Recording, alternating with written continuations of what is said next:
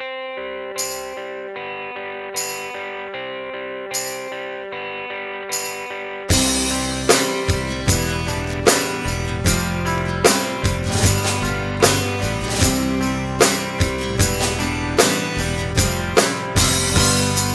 ចិត្តសង្ស័យអង្គជំនឿ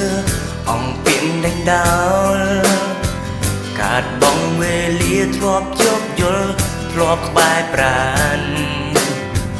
ងប់ស្មងតែឯងគេបំពេញ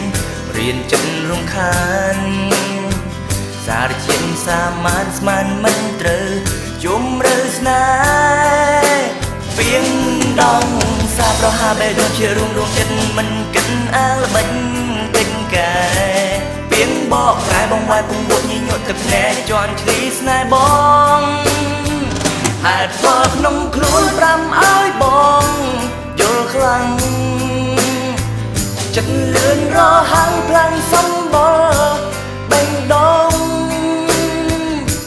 ជំហ៊ានស្នេហ៍ប្រែបណ្ដាខំខកខានព្រមនួនល្អងហេតុផលនោះប្រាំបងបងឆ្កងត្រង់ណា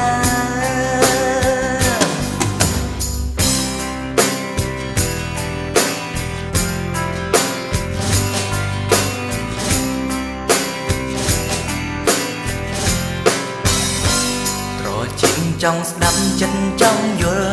ហេតុផលដូរស្នេហ៍ស្រីអ្នកសម្រេចល្បិញចង់កែប្រែពីធូមសុំស្ដាប់សំដីហេតុផលស្រីស្ដីប្រាប់មកអូនមុននឹងត្រៀមខ្លួនបញ្ជូនចិត្តលាចេញឆ្ងាយពីងដងសាប្រហាបេះដូងជារួមចិត្តមិនគិតអាលបិញទិញកែពីងបកប្រែបងវាយពងួតញញក់ទឹកភ្នែកជន់ឈ្លីស្នេហ៍បងហេតុផលក្នុងខ្លួនប្រាំឲ្យបងយល់ខ្លាំងចិត្តលឿនរហាំងខ្លាំងសម្បល់បេះដូងជំហ៊ានស្នេហ៍ប្រែបណ្ដាខំខកខានព្រមនួនល្អងហេតុផលនោះប្រាំបងបងឆ្កងត្រង់ណា